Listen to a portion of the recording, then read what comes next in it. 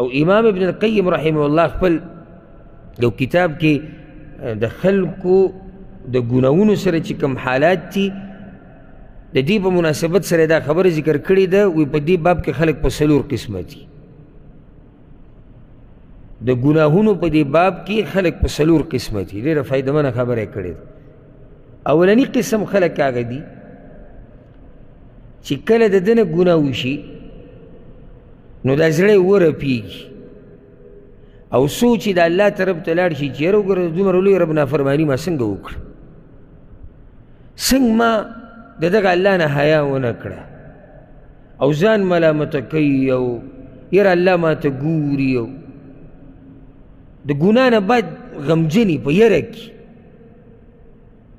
او دا اوچت مؤمن دی، ځکه چې دی واپسۍ ته نږدې دی الله ته. ولې نږدې دی واپسۍ ته؟ د ګناه نه بعد په یره کې دی، په غم کې دی، په سوچ کې دی او د دې سوچ د لاسه به دی الله ته واپس کېږي. هغه صحیح مسلم کې حدیث دی د ابو امامه رضی الله عنه چې رسول الله وسلم یو پیر په جومات کې ناست او دې کې یو کس راغی وی یا رسول الله انی اصبت حدا فاقمه علی. ای د الله رسوله ما داسې ګناه کړې ده چې زه د حد او د سزا حقدار شوی یم نو په ما باندې د الله دا حد قایم کا. نو رسول الله وسلم غلی شو. لږ ساعت بعد دغه سړی بیا راپاڅېد یا رسول الله انی احسبت حدا فاقمه علی. یا رسول الله دا حد را باندې قایمې او که نه؟ خو ګناه دې څه کړې ده؟ یعنې یو زنانې پردۍ زنانې هغې ښکل کړې ده، زنا یې نه ده کړې، خو د زنا هغه کوم ابتدایي چې کومې خبرې دي په هغې کې واقع شوی دی بیا محسوسه کړې چې دا خو ما د الله نافرماني کړې ده. اوس ګوره د ګناه نه بعد په دومره یره کې دی چې رسول الله وسلم ته څه وایي؟ په ما حد قایم کا. مونځ شو په رسول الله وسلم باندې آیتونه نازل شو، منځه نه بعد رسول الله وسلم بیا آواز وکړو هغه پلانې چې شو هغه راپاسې خو د هغه وخت پورې ناست دی ګوره ښه چې په ما به حد قایمېږي. دا نه چې د دینداره سړي نه ګناه نشي کېدی، کېدی شي چې انسان کمزوری دی خو د دینداره دا حال یې ګوره ګناه وشوه اوس د هغه وخته پورې د زړه ته اطمینان نه رسي چې څو پورې ده ته سزا نه یې میلاو شوي. چې څنګه رسول الله وسلم یې پلانې چې شو راپاسې یا رسول الله حد قایموئ که؟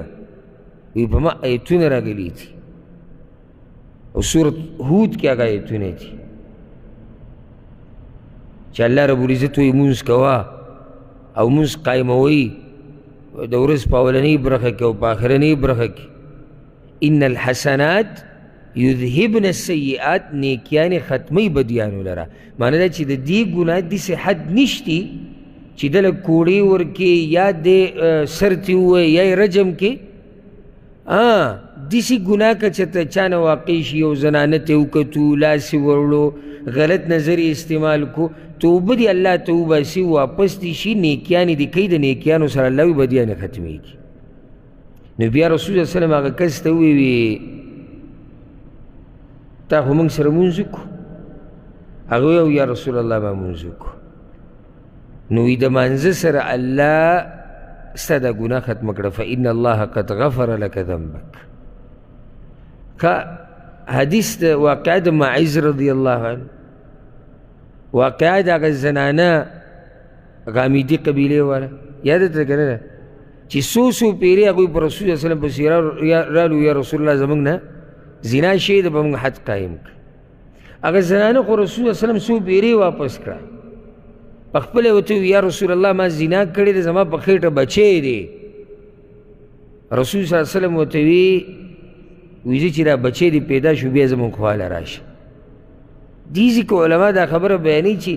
یعنې رسول صلی الله علیه وسلم هغې له موقع م ورکړی و پیرې چې زه په ځان پرده راواچوه، اوس ګناه شوي ده الله ته واپس شه. بچی وشو ګوره او بیا راله د رسول صلی الله علیه وسلم خواله یا رسول الله زما بچی وشو وی. دې ته مؤمن وی، دې ته دا نه چې ګناه تې شي اوه څومره تې ګناه وي، انسان دی ګناه کې واقع شو خو ایمان ته وګوره چې د هغه وخته پورې دې ته سکون او راحت نه میلاویږي چې څو پورې دا سزا دې ته نه میلاو شي. دې ته واپسي وي د الله طرف ته.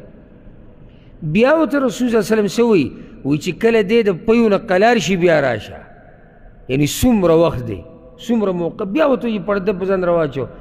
2 کاله پکې تېر شو 2 کاله بعد را روانه ده د ماشوم سره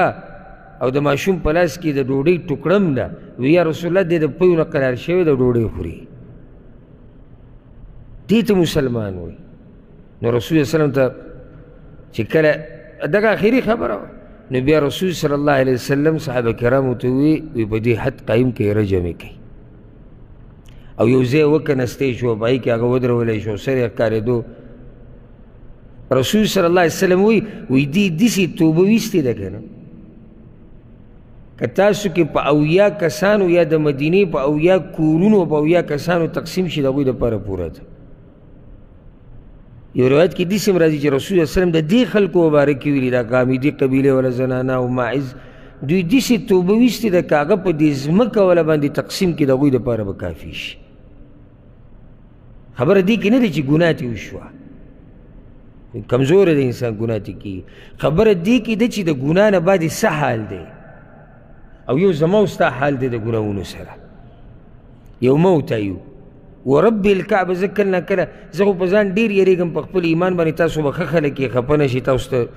نه یم زه به ستاسو کمزوری یم خو زه کله نه کله یعنی کله داسې هم ووایم چې دا مړه د منافقت ژوند دی دا مونږ یې چې تېروو والله منافقت نور څه ته وایي په موبایل کې سندره مخې له راځي د دې نه عامه خبره جوړه شوې ده د زنانو تصویران مخې ته اوړي راوړي ایماني غیرت زموږ نه خوځي په لارو کوڅو کې دې حالاتو ته وګورو دې بازارونه زموږ چې کوم دي هغې ته وګورو د دې نوي نسل د ځوانانو دې حالاتو ته وګورو زموږ دې غلي کېناستو ته وګورو زه خو دا یم چې ځان سره یم زه دا ښه پوره د موافقت ژوند دی والله موږ بله دا وایو چې موږ د ګناهونو نه ځان لرې ساتو نه خیر دی او دا په خبرونو کې زنانه ته کته جایز دي او په فیسبوک کې به کته جایز دي او په لاره کوڅه کې به کته جایز دي او بیا دا ګناه څه ته وایي تاسو ما په دې باندې پوه کړئ دا ګناه څه ته وایي یعنې زه خو حیران یم چې دا نن سبا بله کیدای شي د بعضو د تلې مطابق خو نن سبا به ګنایي م نه یو ورځ یو کس